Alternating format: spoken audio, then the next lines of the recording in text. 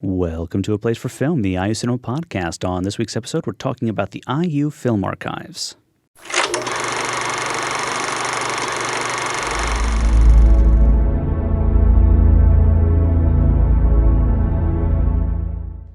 All right, hello everyone. Welcome to the show. My name is Andy Hunsucker. And I'm Jason Thompson. And on this week's episode, we're going to talk about the IU Film Archives with Andy Uhrich, who works in the archives and is a grad student here. Are you studying film archiving? Is that your official? I'm studying the history of film archiving. Okay. Slightly different. All right. So you've got some cool events planned around, or at least have had, and we want to talk about those along with just in general the film archives. I've wanted to do a film archives episode for the longest time, but we've never really quite found the right guests to have on the show. So we finally have got you on the show. Well, let's talk about the film archives on campus. And Andy, I think not people on campus are maybe waking up to this fact, but I don't know. It doesn't seem like the film archives on campus are a well-known thing. Is that your sense as well, or is it something that you guys are working on, or is it something that film archivists know, oh, wow, IU has a great collection, but the general public is learning about? Well, that's a great question, and one of the reasons why we're doing these film series, the Social Guidance Sundays, is to sort of get the name out there. It's a fairly recent archive. It was actually sort of established as is in 2011. So in terms of archival history, it's a baby.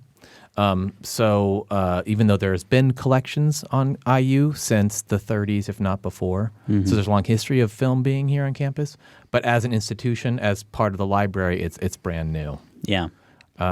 So I can't really say if people know about it or not because I'm involved in it so much that Yeah, that's true. that's all I know. sure.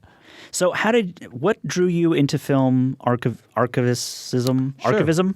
Archivism? Yeah. I was a projectionist back in the late 90s at the Music Box in Chicago. Oh, okay. A repertory theater, art house, and ignorantly I just assumed that every film was available in good, high-quality prints. And then I was working there, and the prints that were available, and this is still a problem, it's even only got worse.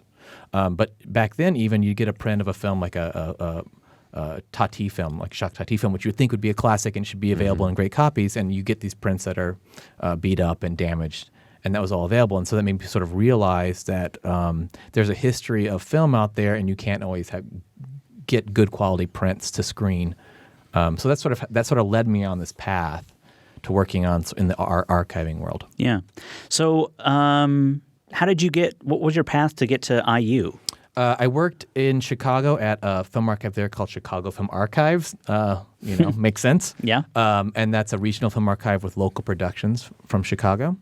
And then I went to school at NYU. They have a moving image archiving and preservation graduate program. It's one of the 3 programs in the United States where you can get master's degrees in this to sort of professionalize the field.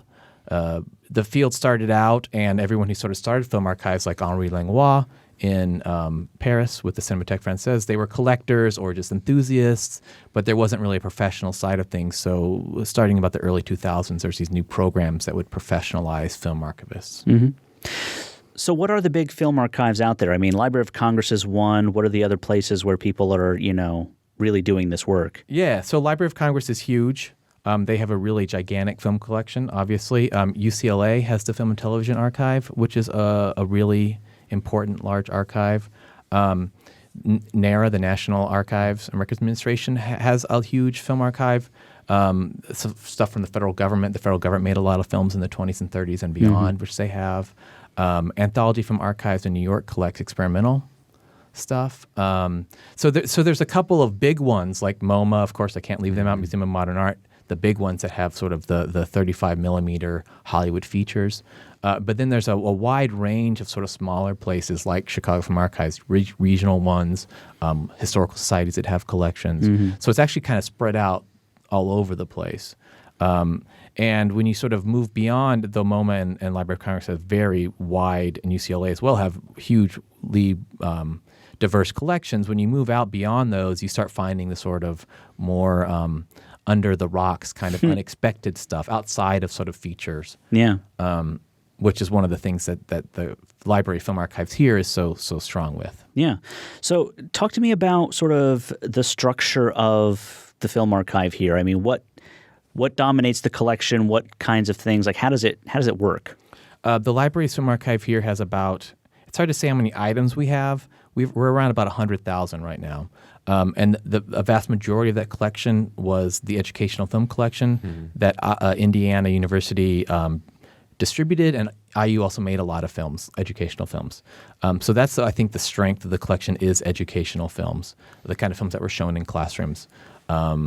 So if you're of a certain age and you watch these films in class, that's the kind of stuff that's there.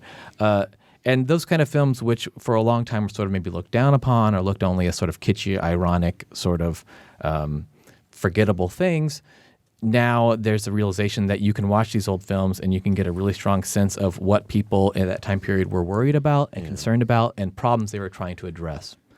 So that's a big part of the collection. The other thing is there's about 4,000 films from David Bradley, who was a film collector, and that is a as well as a filmmaker. There's a lot of sort of silent films in that, so Hollywood features, stuff like that.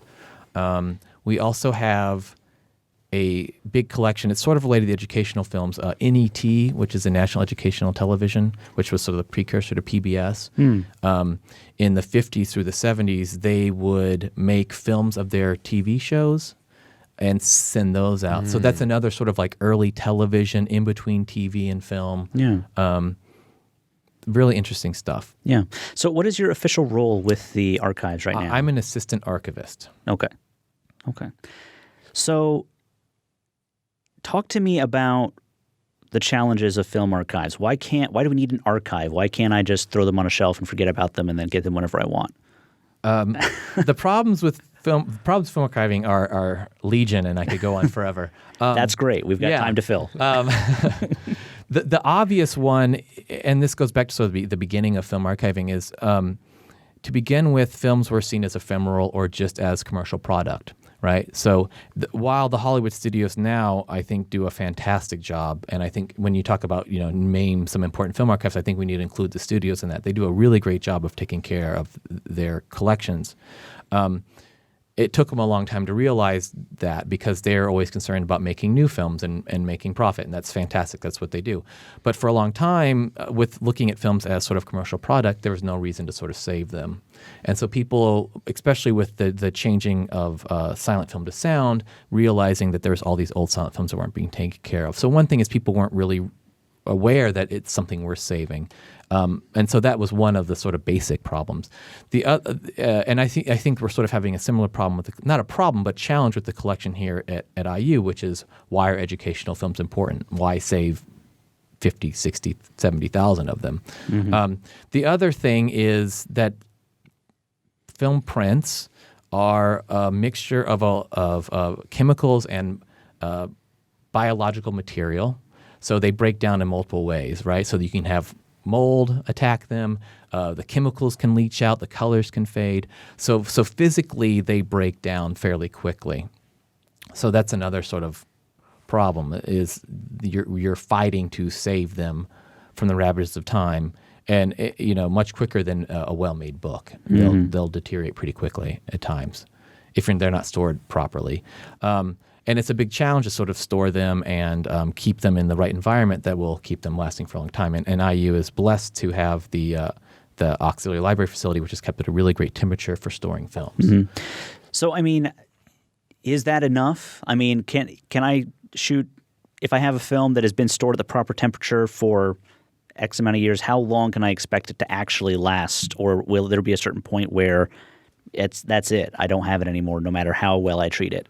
If you were to shoot a film and strike a polyester print, today, and keep it in 50-degree temperature, 35% relative humidity like we have here, it could last for hundreds of years. Kodak doesn't like to say more than 100 because that's, at that point, it's kind of ridiculous to say. That's the number I've always heard, 100 years. So, but theoretically, there's been studies that say it should last 500 years. It should last longer than that. That's sort of the individual film print as an object. There's sort of a larger problem right now with film archiving, and it's a whole different problem if we want to talk about magnetic media like videotape. And I was going to get to that. Okay, well then we'll keep that off. We'll wait for that. We'll just talk about film right now, which is, and as we all know, the The theaters are switching over to digital. I think we can pretty much say in America it's about 90%, I think, have switch over. Without that large financial base for striking new prints, Kodak is, we all know, in trouble. They just announced today that they're stopping the production of acetate film production, which is the film that goes into cameras, right? So not only does we can keep the individual film object around for 500 years, let's say 100, but there's not really going to be the infrastructure for transferring these things, right? So there's a whole other problem that we're dealing with now, which even just a couple years ago, I'd say 2-3 years ago, we didn't think it would happen this quickly. So now we're looking at this problem of, well, yes, we might keep the film print around, but are there going to be usable projectors? Are there going to be usable machines that can digitize them? So in some ways now, at this point, film itself is, I think, almost at the level that we can say that magnetic media like videotape is, in terms of there's an urgency to digitize them, to do something with them that there really wasn't. 5-10 years ago, we thought we could just keep the films at a cool temperature. It'll be fine. Kodak will be around forever. So that's a fairly brand new threat. Yeah. Well, yeah, it is kind of scary when you think about all the film we've got, and so much of it has been lost already. Yes. Well, you hear these stories, where people find these movies in their basements, and they, these archivists think that it's been gone forever, like it's just gone, like there will never be another copy again. And then you find that, somebody like, oh yeah, I found these couple reels in the basement. And they're worth millions of dollars. And well, I was just talking to Richard M. Roberts from Slapsticon last week, and he basically said that one of the rarest things they ever showed was somebody found a brand new Chaplin film that wasn't even like, oh, we knew this happened. No one knew it existed. Yeah. They didn't know it happened, so they had to rewrite all of his filmographies at that point. So, I mean, is there a lot of support at the university to sort of keep that film going right now? IU is really a great place for this kind of work, and they've been very supportive. The university and the library has been very supportive of the film archive, and I think it's part of a larger project which we can see the IU Cinema is sort of related. There's a sort of, I think, a larger interest in this, which is really great because it's not always the case. Yeah, that places are really behind because it's really expensive, it's really labor intensive, and there's not really. It's not like there's a profit in it. Yeah. Well, I mean, I see a couple of issues. It's like it takes a lot of space to store one film print, much less 100,000. And on top of that, it doesn't fit in with other technology that's in use right now. It's this thing. It's not like if it were digital, it's like, well, we're doing lots of digital stuff. We can sort of mix it in with that. If somebody knows how to use a computer, they can probably figure out how to work with digital film with a little bit of training. Film, like real film, is a dying art. It's a thing that is not similar to anything else that we're really dealing with on a daily basis. So, Well, I would imagine too that it's really helpful to have the IU Cinema around to actually showcase film as an art, because when we've seen a ton of movies, we've seen both sides. We've seen movie prints at the cinema, which I don't think they're too afraid of showing. If they've got them, they're going to show them. That needs some help. And then we've seen prints that literally look like they're digital prints, and it's like, oh no, that was a film print. And you're like, how? Yeah. So that must feel nice at least to have a facility so close to be able to showcase all these things. Oh, definitely. I think there's a groundswell of interest for a lot of these related issues, and I think having the cinema and the archive at the same time is really fantastic. Yeah, it's nice to have that sort of public face, and it's a place also where these issues of digital versus film prints can be brought up. I think in a more public way that wouldn't necessarily be available elsewhere. Yeah. So I mean, what is the strategy for film versus digital? I mean, at this point, are you being forced into sort of digitizing all this stuff, or do you have a strategy in place for how to deal with keeping as much of this in film, or do you treat the digital like a backup and the film is the main thing, or how do you deal with that? That's still under discussion, debate, argument. It can be pretty extreme at times, the argumentation. It's pretty much a done deal in terms of magnetic video and audio. That's going digital. There's not like new magnetic tape being. I mean, there might be some places, but it's not really being made anymore. So they've got the standards more or less. So there's still work to be done with video. With film, it's still being decided. I mean, even fairly recently, the idea is true film preservation is film to film. You strike a new film print. That's the only way you can be 100% guaranteed that you're going to be able to keep it around. And that's still true. The problem is there's too many old films out there to do a film to film transfer for. Yeah. So then the option is a form of digitization. The problem with that is it's a transformation, right? Digitizing film is a transformation, and you can do a really great job. When you talk about seeing these DCPs of restored prints, they look fantastic. It takes a lot of effort to make them look that way, right? It's very expensive. They put a lot of money into it. A lot of the films in our collection here, we don't have that time to spend, getting the colors just right when we digitize it. So there's going to be some degree of loss. It may not be major, it may not be apparent to most people. You can still get the content. Well, also I imagine if you're digitizing The Wizard of Oz, there's a financial incentive there. People will pay you for that. If you're digitizing an educational film from 1940, probably very few people are going to pay you money to make that happen or pay you money for the end product. Yeah, and that's an important point, right? Yeah. And so what that means is you have to do it at a more efficient, less time-intensive manner. And so maybe but at this point, that's sort of really the only option, I think, for a collection like this, which is so huge. There'd be no way that we could do a film-to-film transfer of all the film prints here. Yeah. It would be like $1 billion. I mean, I'm not kidding. It really would be almost that expensive. Wow. It still would be expensive to digitize everything, but it is much smaller level. Yeah. So, I mean, what is the quality? I mean, not the quality like, how much am I going to enjoy watching them? Like, what is the actual quality of the film prints? Are you finding that they're still in decent shape? Is there anything that you come across that you're like, wow, I wish this is not salvageable or is in such poor quality that it's, a real question of whether or not it's worth salvaging? Yeah, it's a huge range. Some of the stuff is, these were prints at Indiana University. A lot of the educational prints are prints that they would rent out to classroom use. So some of them are beat up. They're sort of Frankenstein prints. Like you can watch it and it'll change color. It'll be the same film, but it'll massively change color and the sound will go out. So you can tell they sculpted two prints together. In some ways, for these kind of films, that's almost, I wouldn't say it's ideal, but it gives you a sense of how they were used. One way that I think I like to, and I take this from some other film historians, this idea of thinking of films not as a text but as an event, right? So if the print is scratched or beat up or it's spliced together, you get a sense of the use, and so there's an added history to a degree. Yeah. There's some stuff that's in really great shape, and there's some stuff that's in really terrible shape. Yeah. It makes programming it hard if it's totally faded red. What do you do with it? That's a great, it's a real question. Now, is it worth keeping it? You have to make a different argument. Yeah. Well, and that makes me think about the Bradley collection. Some of those films are just in really bad shape, but I never thought about it that way. Well, that means that it must be a pretty good film if somebody needed to watch it so often that you sort of deteriorated that film print. Yeah. It means that maybe you wouldn't want to watch it at the cinema. You'd want to get the 35 restored print for some of these things, like the Bradley collection. But at the same time, that's a different kind of history. That is a history of use and screening. Yeah. All right. So let's talk about, and we can come back to this later on if there's more to talk about, but let's talk about Social Guidance Sundays. I was talking to Rachel Stolze, who is she the lead archivist? She is the film archivist on campus. Campus.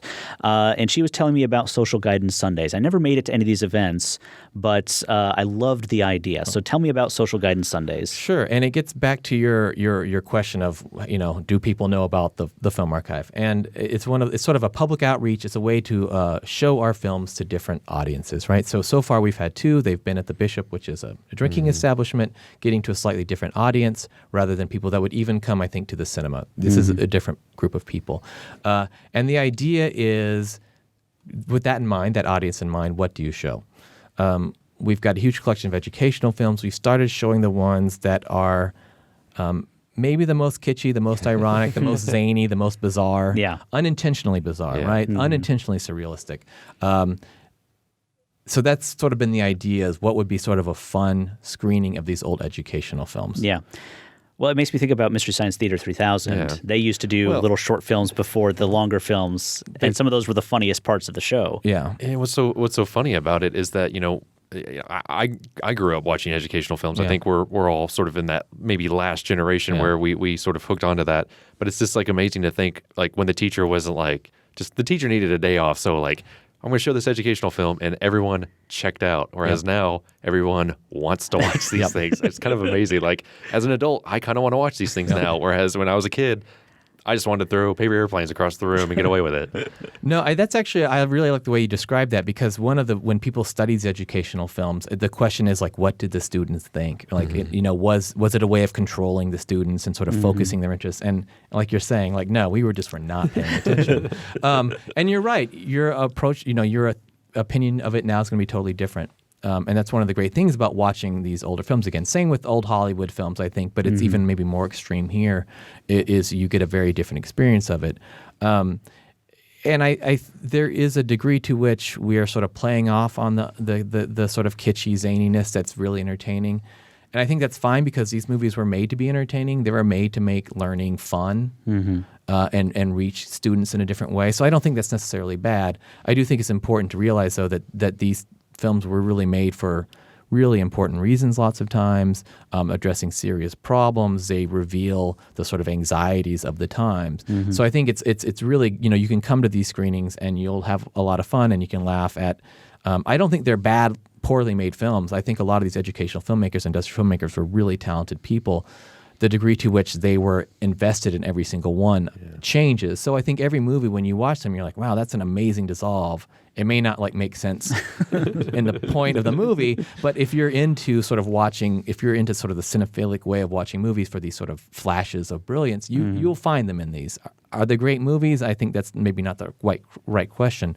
But they're a lot of fun. At the same time, there's sort of an undercurrent of learning about the anxieties and worries of the past. Yeah. So, I mean, have these events been reasonably successful? Yeah, I think so. You talked about Mystery Science screening these riff tracks. I think still shows them, and there's been not a long history, but there's been other people who've been showing these kind of films in public spaces around the country. And when I was talking to them, the audiences we're getting are what you would expect if this screening was in San Francisco or in larger cities. So I think that the attendance has been really great, and it's really fun. The audience gets really into it. So I'm satisfied with getting the crowds we're getting in a town. I mean, Bloomington's not a big town. Right. So, and you're doing these in the summer. We did one in the summer, and yeah, as we know, this town is just, it's like 28 days later. We just woke up. Where did everyone go? You can drive on either side of the street. Yeah, it doesn't matter. So, do you have more of these planned? Or? Yeah, we're gonna have one when the school year starts back up. Okay. So sort of back to school. Yeah. Screening, and the idea is we'll do these monthly. They'll be on Sundays. I don't know if they'll always be at the Bishop. It's a great place to have these kind of things. We actually show them on film. So one of the screenings, we had the screening last Sunday about drug and alcohol films. One of the people there who's a student that I've been in classes with, she had never seen like a film being projected before. Really? So that might, it's kind of exciting to see films projected. And I think if you're used to them being in the projectors, tabletop 16 millimeter projectors being in the classroom, it's not that big of a deal. But if you've only gone to commercial theaters or even something like the IE Cinema, you're not aware of the projector. And that's, I think, one of the ways that Hollywood cinema works. Its magic is you're not aware of the technology, but the classroom films, the films and projectors are something that you interact with. And so in some ways, in the way that the IE Cinema is so great about keeping film projection alive, this is a sort of another way of doing that. Yeah. So tell me about the actual films that you're showing. How do you choose these films? Is it just you, or is there a committee of people choosing them? There's a committee of people, and Rachel's involved, other workers. I'll just say their first names, Josephine, Jay, Asia, and Jason. So we just sort of think of a theme, and we go through the catalog and pick a bunch of films that sound interesting. One of the things about educational films and industrial films is sometimes the title sounds really fantastic, and then you get it and it's so boring. And that we definitely had that experience a couple of times. But we basically pull all the films around a topic or a theme. We watch them all, and then we figure out what would sort of work as a program. Yeah. So so you're basing this off of title. how many of these are actually being, I mean, as you go through these, are you watching all of them? Is there like as an archive, how much of it is cataloged and how much of it needs to be cataloged? And what is that process like? Okay, so I'll address the issue of how much needs to be cataloged and the process. It is way more effort than you would think. It is a lot of work to go through a bunch of films and figure out what you got in the cans, and then to sort of like figure out the title and do a little description. It's really time intensive. A good chunk of that's already been done. About 30,000 of the films in the collection are searchable via IUCAT. There's still a whole lot of other work to go through, and it's one of those things like if you go to any film archive, and it's just the nature of the beast, you'll just see rooms full of boxes that they've just not been able to get to for, sort of for decades. It's just there's too much, right? I mean, for all this talk of the loss of film, and there's been a huge amount of film histories lost, at this point there's sort of the exact opposite. There's too much to go through at the same time. So we have about 30,000 films that have been cataloged fairly well, that are in a searchable database. You can go to IUCAT through the library and search through it. So that's sort of the first step. Is we go through that, we figure out sort of the theme. Some of the films have at least keywords or a brief description, so we can sort of search that way. And then so that's sort of the first run through, as we sort of figure out all the films we have around a title. We pull the interesting ones, and then we watch a whole bunch of films. And figure out what's appropriate for an audience. So let me ask you this. How often are you watching one of these films and you're just like, oh man, I got to tell the whole world about this? I regularly.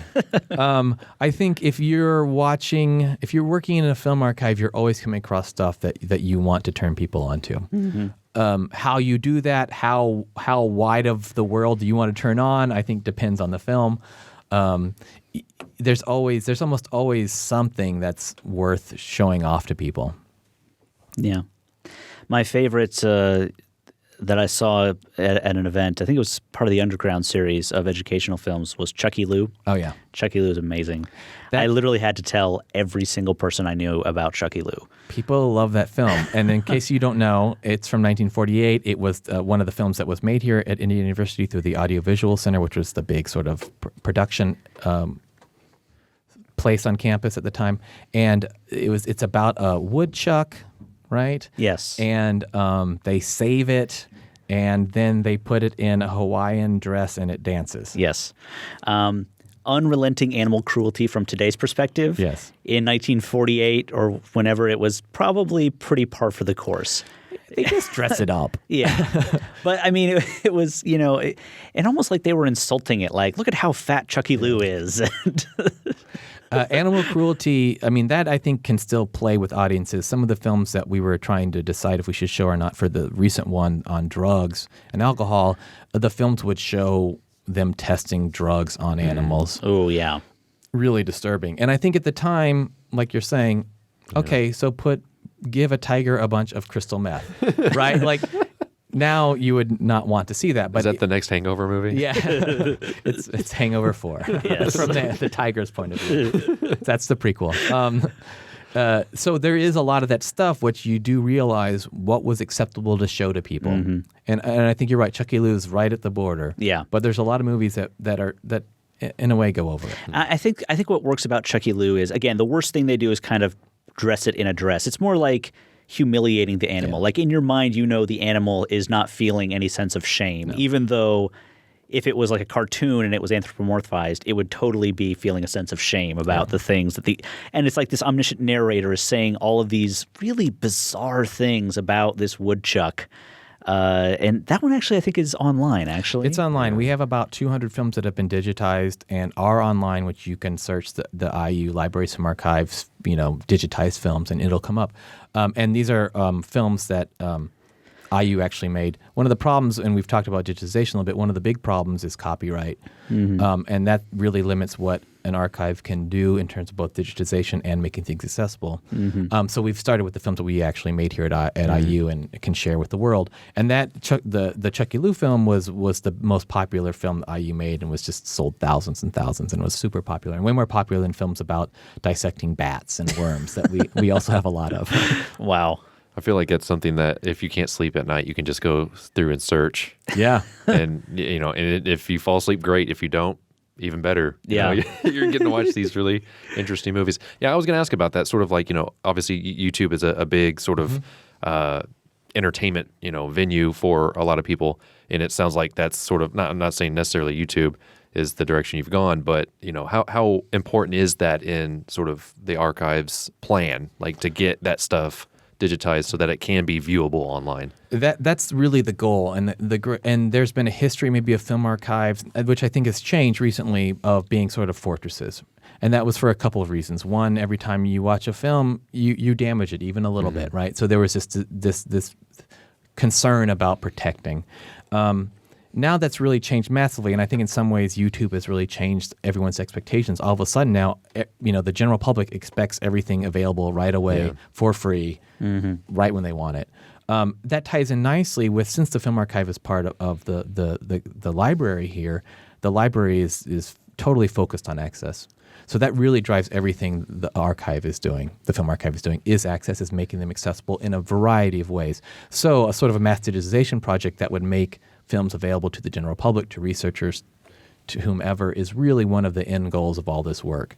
So if I mention about it being expensive and time-consuming and a lot of labor, there's a reason, which is we're not doing that just to put films on a shelf and say, okay, see you in half a millennium. Yeah. It's more like we're doing all this work so we can make it accessible to the public. So that's really the driving force, is make as much as we can available to people. Well, I would imagine that's, good advertising too, to not just people in Bloomington, but throughout the world. Yeah. I mean, everyone's got the internet for the most part. And to be able to say, like, this is what we're doing here, that must feel good to be able to at least put that on showcase.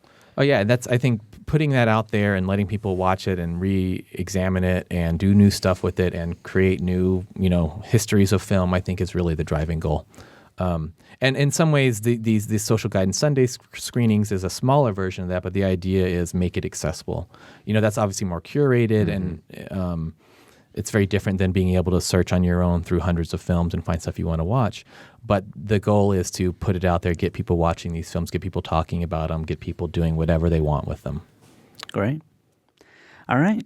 Well, I think that'll do it. We'll get out of here. Andy, thank you very much for joining us. Thanks for having me. I hope you'll come back and talk more about this stuff. Yeah. Maybe when you've got some more events lined up, we can bring you back and That'd be great. Chat more. But all right. Well, thank you very much for joining us, and we'll get out of here. I am Andy. And I'm Jason. This has been, and always will be, A Place for Film. A Place for Film is recorded at WFIU Studios in Bloomington, Indiana.